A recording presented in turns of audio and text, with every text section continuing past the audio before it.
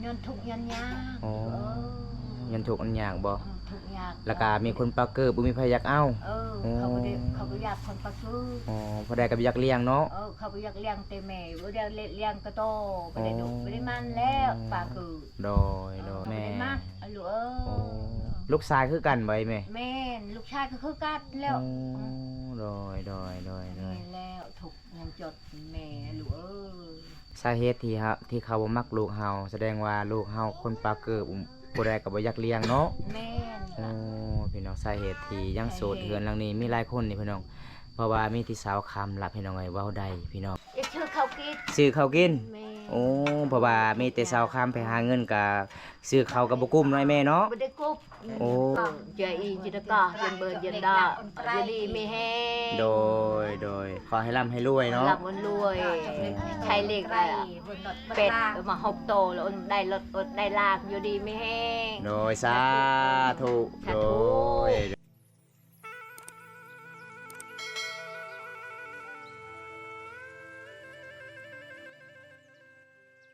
เอากราบสวัสดีแล้วก็สวัสดีเด้อพ่อแม่พี่น้องมื้อนี้มาพบพ่อกับบอมตาคือเก่าพี่น้องเอ้ยมื้อนี้บอมตาก็มาเยี่ยมมายามครอบครัวสาวคำเด้เพราะว่าสาวคำก็ไปเฮ็ดงานแล้วพี่น้องมื้อนี้ก็บ่ได้พ่อสาวคำได้พ่อแต่อีแม่แล้วก็เอื้อยแล้วก็น้องพี่น้องแล้วก็อายสาวคำพี่น้องเอ้ยมื้อนี้ก็มากับทีมงานเฮา2คนคือเก่าพี่น้องคนเก่าเจ้าเดิมสวัสดีครับนี่พี่น้องนี่เดินทางมาจากเซปูนไกลไล่เติบไกลอยู่เนาะไล่ลักแม่นเดินทางผู้เดียวเลยบ่แม่น8-90 ลักคุณที่แม่นพี่น้องเดินทางผู้เดียวเลยเพราะว่าแต่ละคนกะค่าเวียกเบิดพอค่ำกับค่าเวียกไผกับค่าเวียกก็เลยเดินทางมาผู้เดียวเลยลุยๆเลยนะสายลุยอยู่แล้วจะได้ก็ฝากกดติดตามเด้อFC บ่าวตาบ่าวกล้วยพาลุยบ่ภาษาไทยเนาะภาษาไทยก็ได้ภาษาลาวก็ได้ฝากเป็นกำลังใจเด้อพี่น้องเอ้ยทีมงานบ่าวตาล่ะพี่น้องจังได้ก็ไปติดตามชมกันล่ะพี่น้องมื้อนี้บ่าวตาก็สิถามเรื่องราวอีเมสาวคำเพราะว่าสาวคำก็ไปเฮ็ดงานเด้ในเฮือนนี่ก็มีที่สาวคำล่ะพี่น้องหาเงินหาคำพี่น้องจังได้ก็สบายดีเด้อสบายดีสบายดีนี่พี่น้องอันนี้ครับเป็นคนปากเกิดไว้แม่2คนนี่บ่แม่ผู้นี้ก็ปากเกิดบ่ผู้อ้ายผู้อ้ายเขาไปไปแล้วโอ้ได้ยินโดนสาวค่ำไปเฮ็ดงานด้นเลยบ่ไอ้แม่ด้นแล้วเดือนนึงแล้วบ่อันนี้ก็คือเอ้ยสาวค่ำบ่แม่โอ้เอ้ยสาวค่ำพี่น้องเอ้ยโสดอีกบ่ผู้เอ้ยก็โสดผู้นี้ก็โสดผู้นี้ก็โสดคนทุกคนจดแน่โดยมีแต่สาวค่ำเนาะหาเงินหาคำได้แม่เนาะแต่ชาวค่ำแล้วกินกับบ่กุ๊บเป็นจะได้เฮ็ดให้แล้วบ่ซักเขาให้แล้วบ่โอ้ยพี่น้องเอ้ยมาเยี่ยมมายามเพิ่นมื้อนี้ก็นี่ล่ะพี่น้องครบหน้าครบตาเด้แต่บ่มีหยังล่ะพี่น้องเพราะว่ามื้อนี้ก็มาเยี่ยมยามสาวคำบ่ได้พ่อแต่อีแม่แล้วก็เอื้อยอายพี่น้องเอ้ยอันมื้อนี้อีแม่ฮู้บ่ว่าทีมงานเฮามาหา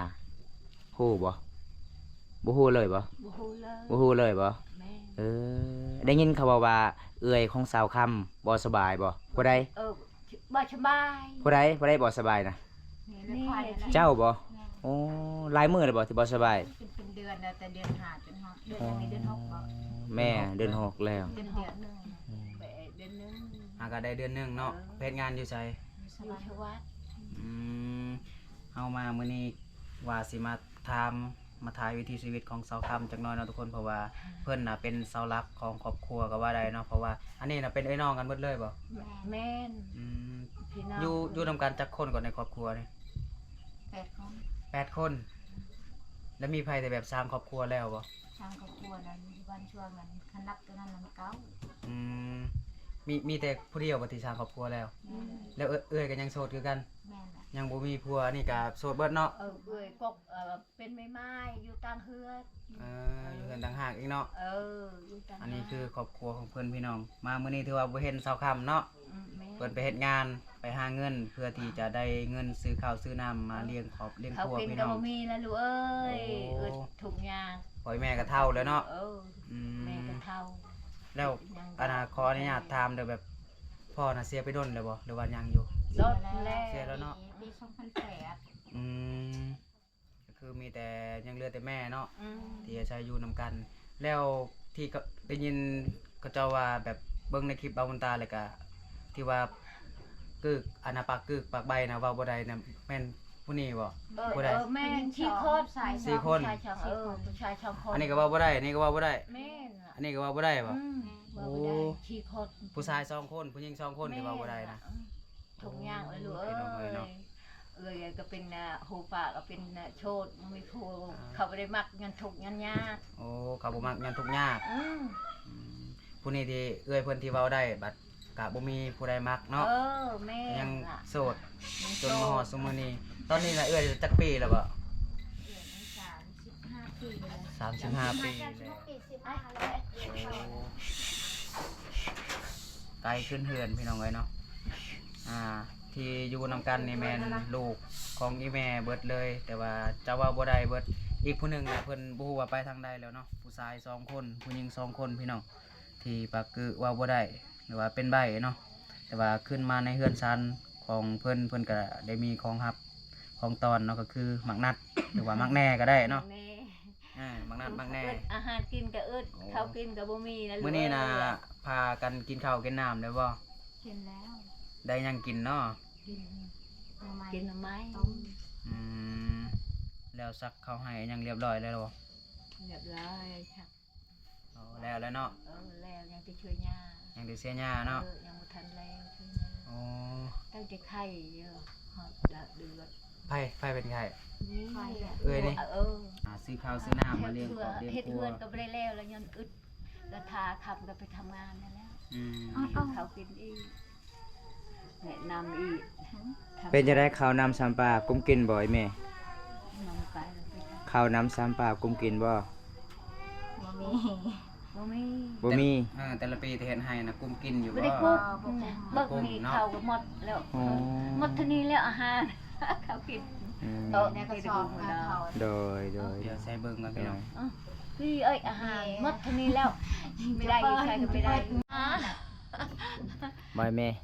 หลังจากที่สาวคันไปเฮ็ดงานแล้ว เป็นยังไงสาวคันฝากเงินอยู่บ่ ได้เฮือนนี่ได้เงินทำแล้ว ไม่ให้เกิดพัว นี่ละมาดอกจ้างดอกตะนอน เศร้าเฮือน เช่าเฮือนกับ สาวเดือนกับแปดช่างกะสี ไม่ได้กู้ไม่ได้เป็นมาแอมแล้ว อ๋อเพราะว่ามีแต่สาวคำผู้เดียวหาเงินเนาะ เหตุการณ์เดียวครับ โอ้ยพี่น้องคันสาวคำบ่ได้ไปเฮ็ดงานแสดงว่าเงินอยู่กับบ่มีน้อยแม่เนาะ มี อ๋อเพราะว่าลูกของแม่4คนปากกึมาเนาะ คือหมด ส่วนผู้หญิงก็หาเงินก็มีแต่หาหน่อไม้หาเฮ็ดไปขาย ไปขาย แล้วก็ผู้ชายได้เฮ็ดหยังบัดนี้ โอ้ยมือนอนก็นอนเลยบางใดได้ยิน โอ้ บอกก็บ่ฟัง อืม คืออ่าน เพราะว่าหาเงินหาคำซอยสาวคำก็คือ แล้วก็เอื้อยปลาเกลือสองคนนี่ แม่น อ๋อ ล่ะ พี่น้อง คนนี่ช่วยจะก็ไทยนำเด้ โดย ไทยไทยเด้ หลังจากที่สาวคำไปเฮ็ดงานแล้ว อีกจักเดือนสาวคันสิกลับบ้าน เดือนยังชื่อถือเขากินงะหน่อยอันเรา อ๋อสิมาอีกบ่บ้านเฮาเนาะ เราว่ากันมีเงินจ้างรถมือกลับบ้านบ่มีเงินก็บ่มาย อมรับเลยว่าสาวคำคนสู้ชีวิตเลยเนาะใครงานเงินเดือนเพิ่นก็เดือนหนึง800,000กีบพี่น้องเอ้ยเพิ่นก็ยังไปหาได้คันบ่ไปหาก็บ่มีเงินบ่มีคามเลี้ยงอ้ายเลี้ยงเอ้ยเลี้ยงแม่พี่น้องเพราะว่าเพิ่นก็เคยไปอยู่ลาวเนาะก็เลยไปเฮ็ดงานใดพี่น้อง เคยก็ไปเฮียนอยู่ที่วัดนี่ โอ้เรียนจบม .7 อยู่บ่ แม่จบมาเจ็ด หลังจากเรียนจบม .7 แล้วก็บ่มีเงินไปเรียนต่อ ทำงานกินทุกก็มาจนทัก อ๋อโดย ว่าวเดี๋ยวนี้ก็ได้ยิน บ่ได้ยินเนาะ อันนี้แล้วก็ถูกจด เว้าบ่ได้ฮู้ก็บ่ได้ยินทุกคนเลยเนาะชีวิตสังน่าสงสารนี่ลีเนาะครอบครัวของสาวคำนี่เนาะแต่เสียดายที่เฮามามื้อนี้ก็บ่ได้เห็นสาวคำอยู่เฮือนซะพี่น้องแล้ว อันนี้เป็นลูกผู้ใดซะ ร้านลูกร้าน ข้าวเช้า เฮ็ดได้บ่ถึง4คนบ่หรือว่าผู้ใดที่เฮ็ดได้ เอาผู้นึงก็ เขาอายตัว ผู้ นี้ อ้าย แต่ว่าฮูที่ไทยดุมันไทยนา แต่ว่าผู้อ้ายที่เฮ็ดเป็นน่ะเพิ่นบ่ได้อยู่เฮือนมื้อนี้เนาะ เออ เพิ่นโอ้โหไปทางใดไปเวียกแล้ว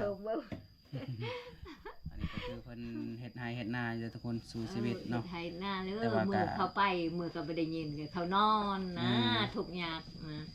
แต่ว่าเฮ็ดกะแต่ละปีก็บ่คุ้มกินซ้ำพี่น้อง บ่ให้แม่ลูกขอถามหน่อยเด้อสาเหตุใดที่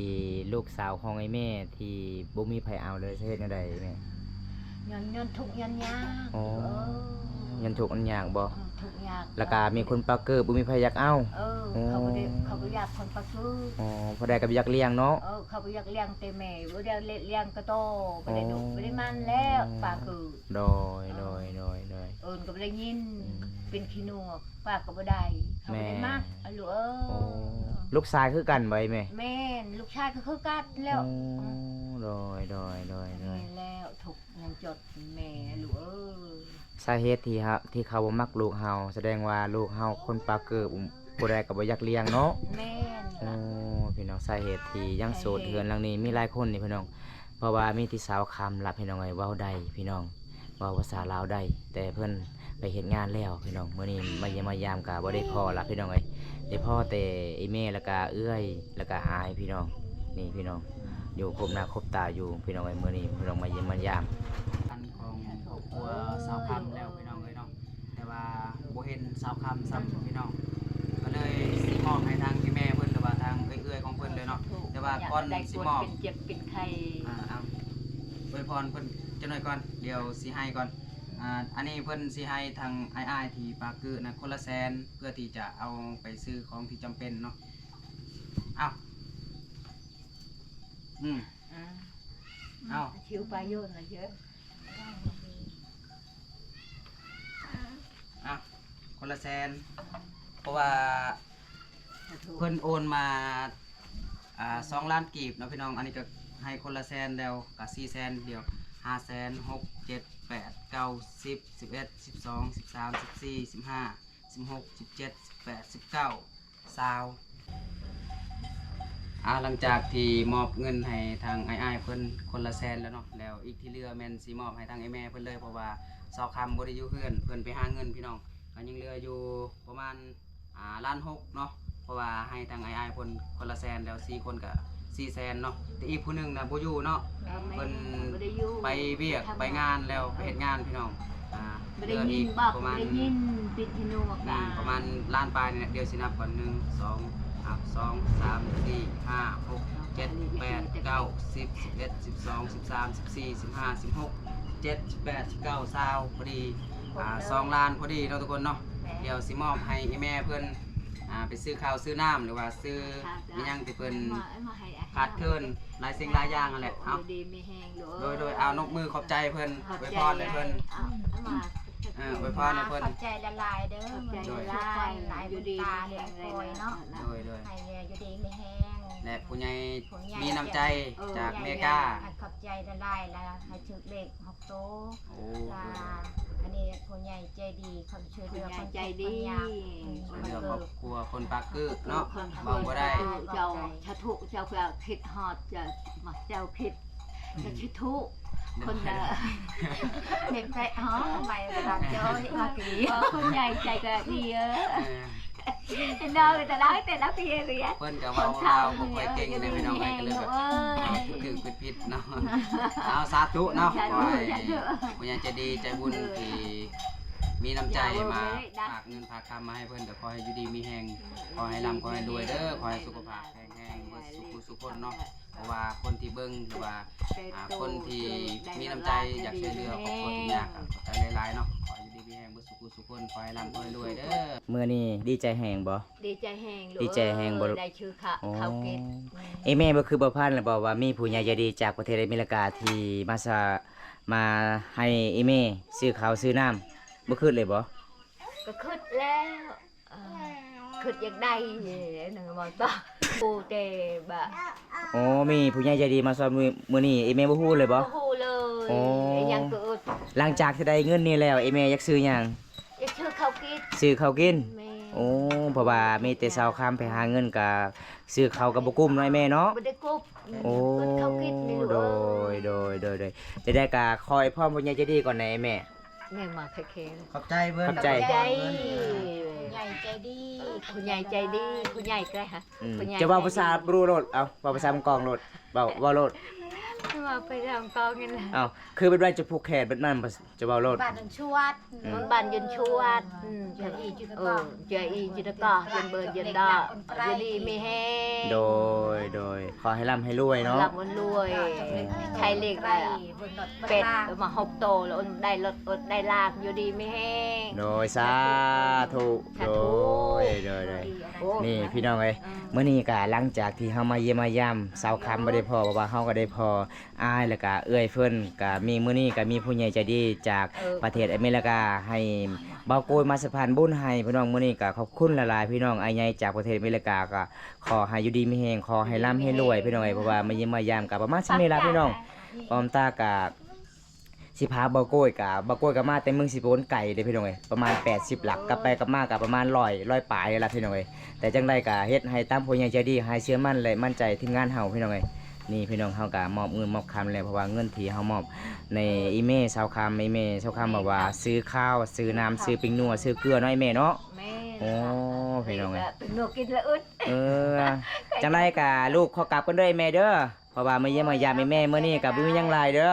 ก็ขอให้อยู่ดีมีแห้งตลอดไปเด้อจังได้ก็สู้ๆเด้อโดยจังได้กลับกันเด้ออ้าวบ๊ายบายบ๊ายบายบ๊ายบาย บายอยู่ดีไม่แห้งได้เลย สาธุเอาโอเคทุกคนตอนนี้เฮาก็สกัดเพื่อนกับสารได้พี่น้องเอ้ยเพราะว่าเฮาก็มาเยี่ยมมายามครอบครัวชาวคำกับเฮ็ดงานแล้วพี่น้องบ่ได้พอเด้ก็มื้อนี้ก็มีผู้ใหญ่ใจดีจากประเทศอเมริกาให้มามอบเงินกับทีมงานเฮา2คนมื้อนี้มากับบาโกยพี่น้องเอ้ยก็ขอบคุณหลายผู้ใหญ่ใจดีจากประเทศอเมริกาที่มอบเงินมื้อนี้ก็$100พี่น้องก็คือเงินลาวก็ประมาณ2ล้านนี่ล่ะพี่น้องตอนนี้เฮาก็มอบแล้วในมือไอ้แม่ชาวคำแล้วเพราะว่าเฮาก็